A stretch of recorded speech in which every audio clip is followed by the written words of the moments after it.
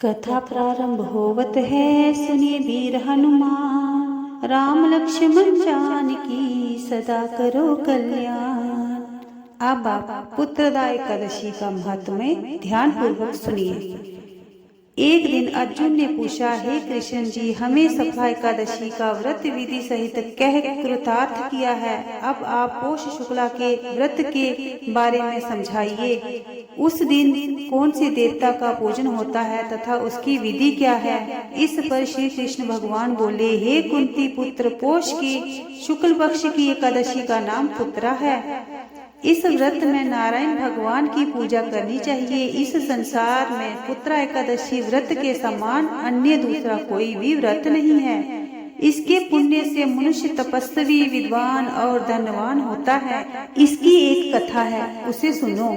भद्रवती नामक नगरी में सुकेतुमान नाम का एक राजा राज्य करता था। वह निसंतान था। उसकी स्त्री का नाम शेव्या था। वह सदैव निपुत्र होने के कारण चिंतित रहती थी। उस पुत्रहीन राजा के पितर रोकर पिंड लेते थे कि उसके बाद कौन हमें पिंड देगा। उधर राजा को बंधु बांधवों, मंत्री मित्र, राजा, हाथी, घोड़े आदि से भी संतोष नहीं होता था। वह विचार करता था कि मेरे मरने के बाद मुझे कौन पिंड देगा। बिना पुत्र के पितरों और देवताओं से उरीन ही हो सकते हैं। जिस घर में पुत्र नहीं, वहाँ सदैव अंधेरा रहता है। इस तरह राजा रात दिन उसी चिंता में लगा रहता था। एक दिन राजा ने अपने शरीर को त्याग देने की सोची, परंतु विचार करने लगा, आत्महत्या करना महापाप है। राजा इस तरह विचार कर एक दिन शिप के वन को चला गया। राजा घोड़े पर सवार होकर वन में पक्षियों और वृक्षों को देखने लगा। वन के दृश्य को देखकर राजा को सोच विचार में दोपहर हो गई।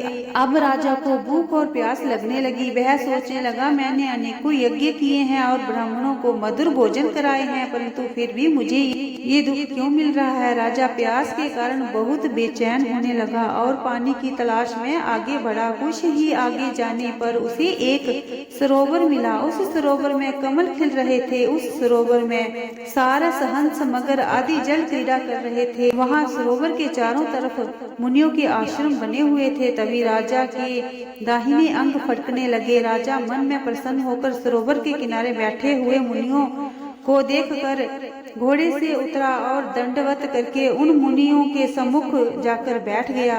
राजा को देखकर मुनीश्वर बोले, हे राजा, हम तुमसे अत्यंत प्रसन्न हैं। तुम इस जगह कैसे आए हो, सो कहो। इस पर राजा ने उनसे पूछा, हे मुनीश्वरों, आप कौन हैं और किस लिए यहाँ पधारे हैं? मुनि बोले, हे राजन, आज पुत्र की इच्छा पूरी करने वाली, उत्तम संतान देने वाली पुत्रा एकादशी है। हम लोग विश्व देव हैं और इस सरोवर पर स्नान करने आए हैं। इस पर राजा बोला, हे मुनीश्वर, मेरे भी कोई पुत्र नहीं है। यदि आप मुझ पर प्रसन्न हो तो एक पुत्र का वरदान दीजिए। मुनि बोले, हे राजन, आज पुत्रा एकादशी है, आप इसका व्रत करें। भगवान की कृपा से आपके अवश्य पुत्र होगा। मुनि के वचनों के अनुसार राजा ने उस दिन प्रायण किया और मुनियों को प्रणाम करके अपने महल को वापस आया। रात्रि में रानी ने गर्भ को धारण किया और 9 माह पश्चात उसके एक अत्यंत सुंदर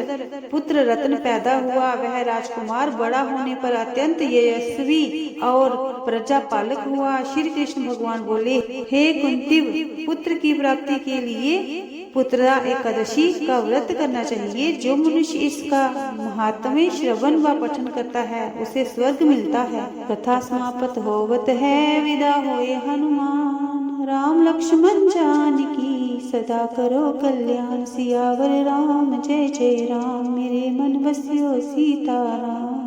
करो कल्याण हे श्री राम।